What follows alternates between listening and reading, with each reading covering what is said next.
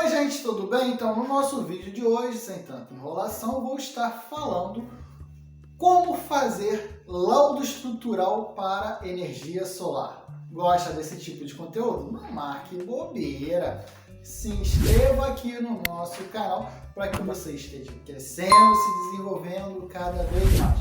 Meu nome é Vinícius Ornelas, sou engenheiro civil e espero vocês no nosso conteúdo. Toda vez que uma empresa de energia solar ou fotovoltaica, é contratada para fazer a colocação do seu equipamento, ou seja, do seu sistema, em algum telhado, ou meio quase que obrigatório, ela tem que fazer a contratação de um engenheiro civil, que vai já fazer inicialmente um laudo estrutural para ela. Nesse laudo, ele vai avaliar várias coisas, mas a principal é se o sistema ao qual programado para ser feito, incluindo todo o seu layout, peso e tudo mais, pode ser ou não colocado naquele telhado. Porque às vezes você pode ter um telhado muito antigo, ou seja, as madeiras em estado péssimo de manutenção, e esse telhado não vai aguentar o peso das placas. Para vocês terem uma ideia, uma única plaquinha daquela varia de peso, mas entre 25 a 30 quilos. Ela tem ali mais ou menos 2 por 1 metro. Então você está falando aí mais ou menos aí 2 metros quadrados tendo de 25 a 30 quilos. Agora imagina se eu chego e coloco uma estrutura dessa, uma madeira dessa, por exemplo, que esteja podre, ou então que esteja empenada. O que vai acontecer com o sistema? Ele vai vir ao colapso, vai cair. É aí que acontecem prejuízos muito maiores, ao qual a empresa de energia fotovoltaica tem que estar precavida junto com esse engenheiro civil. Então, eu já estou falando isso porque de cada 10 empresas desse setor, 8 não fazem. Por quê? É porque eles não têm conhecimento que precisam ter esse profissional. E quando tem o conhecimento, eles acham que é muito caro ter como contratado CLT da empresa.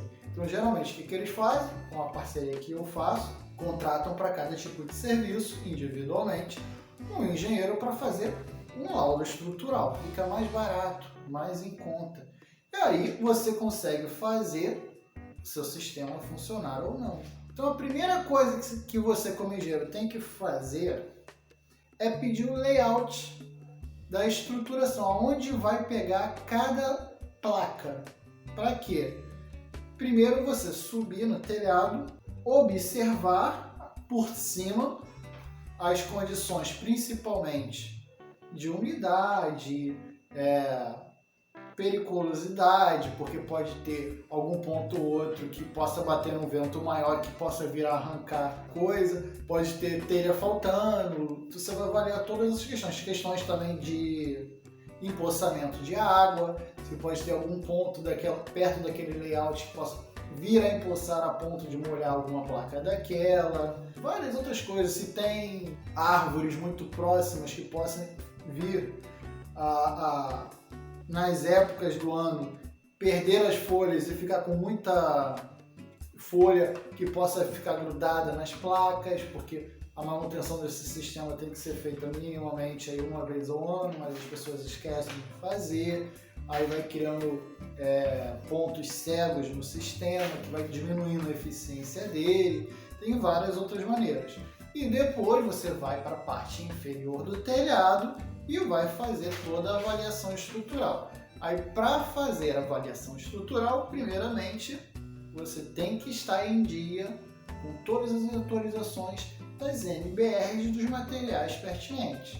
Se eu tenho um telhado de estrutura de madeira, a 7190 tem que estar na minha cabeça. Se eu estou vendo um de metal, já é a 8800, que é de estrutura metálica, com aquelas perfis formadas a frio, que eu nunca lembro o número. Um dia eu ainda vou gravar o número, tem essa questão. E tem vários outros tipos de materiais que possam vir a existir. Você tem que estar com as NBRs deles em dia, para poder fazer as ponderações. Além, claro, da 6123, que é a norma de vento, e a 6120 também. Essas aí para qualquer tipo de telhado tem que estar aqui, ó, as ponderações na cabeça. Outra questão que você já tem que observar quando estiver fazendo essa visita é: o proprietário daquele telhado possui um projeto estrutural? Se ele possui, já peça para você fazer as avaliações visuais e também conceituais, o que era o original, e depois você vai lá em cima ver o estado de conservação de cada ponto daquela estrutura. Ah, ele não tem um projeto estrutural, que é 90% das vezes. Aí você vai lá no lugar e fazer um croquis mostrando as dimensões, né, em planta e cada tipo de estrutura. Ah, eu tenho a terça de, sei lá, 8 por 14, tem no layout ela tá passando aqui. Aí tá espaçada a cada, sei lá, 3 metros, onde tem uma tesoura que vai acontecer isso. Você faz o layout da tesoura em vista, faz em planta, para poder fazer os cálculos. Por quê? Os módulos, eles vão se encaixar no sentido oposto, né, à estrutura. Então, se ele está nesse sentido, a tua estrutura, os módulos vão entrar nesse sentido. Sempre na questão junto aos parafusos, que são os pontos mais fixos dessa estrutura. Eu já até fiz aqui um vídeo ao vivo para vocês, né, lá fazendo uma visita dessas, então vocês podem ver que eu falo dessa questão. Nesse ponto, você vai dar aquela ajuda ao nosso canal, né? Se inscreva e também dê aquele like para estar ajudando o nosso canal a estar crescendo e se desenvolvendo cada vez mais. Aquela troca justa, você dá aquele like para ajudar esse vídeo a chegar cada vez a mais pessoas. Com isso o canal vai crescer e eu vou estar me animando cada vez mais a estar gravando conteúdos para vocês, e em troca eu passo o meu conhecimento. Então fica uma troca justa, acredito eu, né? Então vamos dar continuidade. Se a estrutura for de madeira, o que eu tenho que observar? O estado de conservação dela. Então, a primeira coisa, quais pontos estão apresentando empenamento, fungo, mofo, se a pintura dele de proteção está em dia, se tiver bonita demais aquilo é verniz, já peça para passar também no impregnante, que é o de madeira, porque o verniz ele só faz uma camada protetora superficial, é como se você estivesse colocando uma capa de sofá, que é o comparativo que eu falo. O impregnante ele vai para dentro das fibras, então você protege ele internamente, então vai proteger inclusive contra cupins. E se for principalmente questão da estrutura ser de metal, você tem que ver questão de corrosão, principalmente, deteriorização dela, e se tem que fazer ou não aplicações de pintura mesmo, para repintar essa estrutura, porque tem pontos que acontecem, é normal, é passagem de tempo, isso tem que ser feito de tempos em tempos. Chegando nessas conclusões, você vai voltar, tirar as fotos, fazer os cálculos, montar o seu laudo e vai chegar na conclusão. Nessa conclusão, você vai ter duas opções, na verdade 3 opções. A primeira é, tá tudo ok, o telhado pode ser liberado para utilização do sistema, no layout proposto. Essa é a primeira conclusão que você pode chegar.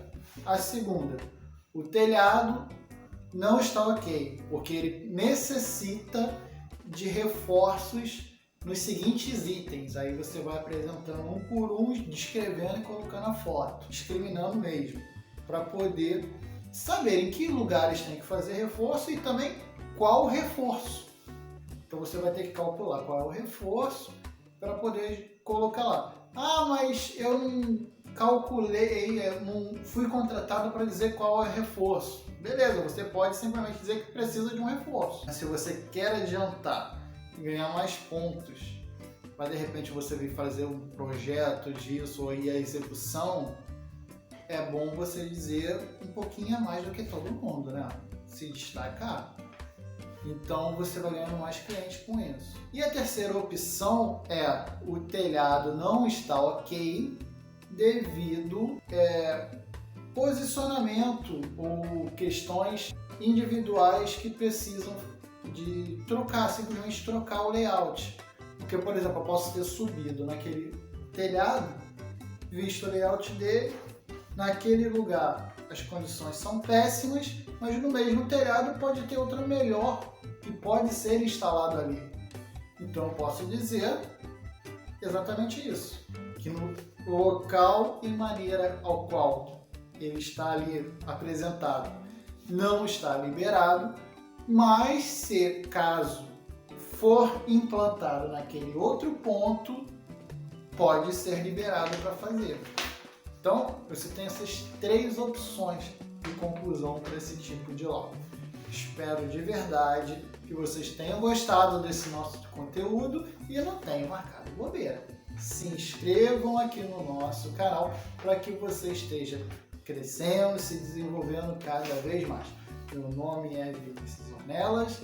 Espero vocês no nosso próximo vídeo, gente. Tchau!